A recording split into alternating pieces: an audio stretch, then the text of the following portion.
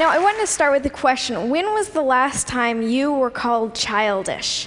For kids like me, being called childish can be a frequent occurrence. Every time we make irrational demands, exhibit irresponsible behavior, or display any other signs of being normal American citizens, we are called childish. Which really bothers me. After all, take a look at these events. Imperialism and colonization, world wars, George W. Bush. Ask yourself, who's responsible? Adults. Now, what have kids done? Well, Anne Frank touched millions with her powerful account of the Holocaust. Ruby Bridges helped to end segregation in the United States. And most recently, Charlie Simpson helped to raise 120,000 pounds for Haiti on his little bike.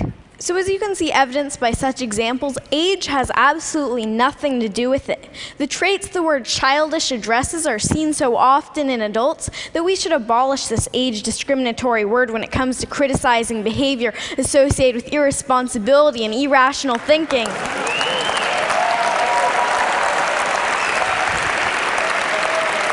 Thank you. Then again, who's to say that certain types of irrational thinking aren't exactly what the world needs? Maybe you've had grand plans before, but stopped yourself thinking, that's impossible, or that costs too much, or that won't benefit me. For better or worse, we kids aren't hampered as much when it comes to thinking about reasons why not to do things. Kids can be full of inspiring aspirations and hopeful thinking, like my wish that no one went hungry or that everything were free, kind of utopia. How many of you still dream like that and believe in the possibilities? Sometimes a knowledge of history and the past failures of utopian ideals can be a burden, because you know that if everything were free, then the food stocks would become depleted and scarce and lead to chaos. On the other hand, we kids still dream about perfection. And that's a good thing, because in order to make anything a reality, you have to dream about it first. In many ways, our audacity to imagine helps push the boundaries of possibility. For instance, the Museum of Glass in Tacoma, Washington, my home state, yoo-hoo, Washington, has a program called Kids Design Glass, and kids draw their own ideas for glass art. Now, the resident artist said that they got some of their best ideas from the program because kids don't think about the limitations of how hard it can be to blow glass into certain shapes. They just think of good ideas. Now, when you think of glass, you might think of colorful chihuly designs or maybe Italian vases, but kids challenge glass artists to go beyond that, into the realm of broken-hearted snakes and bacon boys, who you can see as meat vision.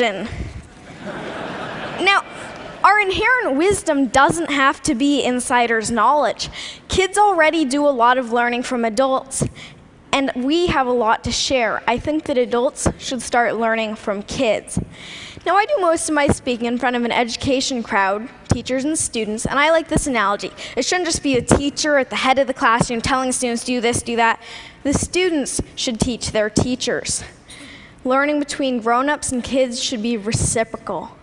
The reality, unfortunately, is a little different, and it has a lot to do with trust, or a lack of it. Now, if you don't trust someone, you place restrictions on them, right? If I doubt my older sister's ability to pay back the 10% interest I established on her last loan, I'm going to withhold her ability to get more money from me until she pays it back. True story, by the way. Now, adults seem to have a prevalently restrictive attitude towards kids, from every don't do that, don't do this in the school handbook, to restrictions on school internet use. As history points out, regimes become oppressive when they're fearful about keeping control. And although adults may not be quite at the level of totalitarian regimes, kids have no or very little say in making the rules, when really the attitude should be reciprocal, meaning that the adult population should learn and take into account the wishes of the younger population. Now, what's even worse than restriction is that adults often underestimate kids' abilities.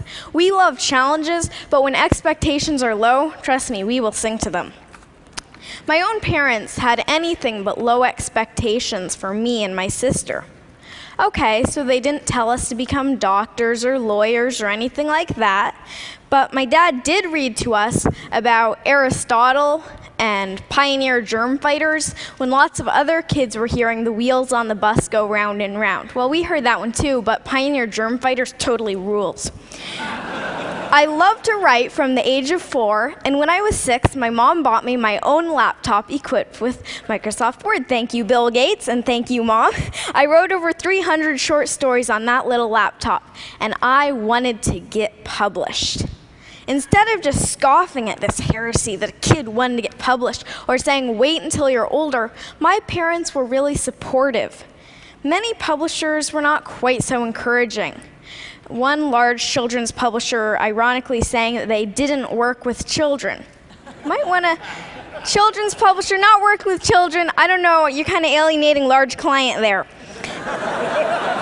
Now, one publisher, Action Publishing, was willing to take that leap and trust me and to listen to what I had to say. They published my first book, Flying Fingers, you see it here, and from there on, it's gone to speaking at hundreds of schools, keynoting to thousands of educators, and finally today, speaking to you. I appreciate your attention today because to show that you truly care, you listen. But there's a problem with this rosy picture of kids being so much better than adults. Kids grow up and become adults just like you. Or just like you? Really? The goal is not to turn kids into your kind of adult, but rather better adults than you have been, which may be a little challenging considering your guys' credentials. But the way progress happens is because new generations and new eras grow and develop and become better than the previous ones. It's the reason we're not in the dark ages anymore. No matter your position or place in life, it is imperative to create opportunities for children so that we can grow up to blow you away. Adults and fellow Tedsters, you need to listen and learn from kids, entrust us and expect more from us. You must lend an ear today because we are the leaders of tomorrow, which means we're going to be taking care of you in your old and senile. No, just kidding. Actually, no, really, we are going to be the next generation, the one who will bring this world forward. And in case you don't think that this really has meaning for you, remember that cloning is possible, and that involves going through childhood again, in which case you will want to be heard just like my generation. Now, the world needs opportunities for new leaders and new ideas. Kids need opportunities to lead and succeed. Are you ready to make the match? Because the world's problems shouldn't be the human family's heirloom. Thank you. Thank you. Thank you.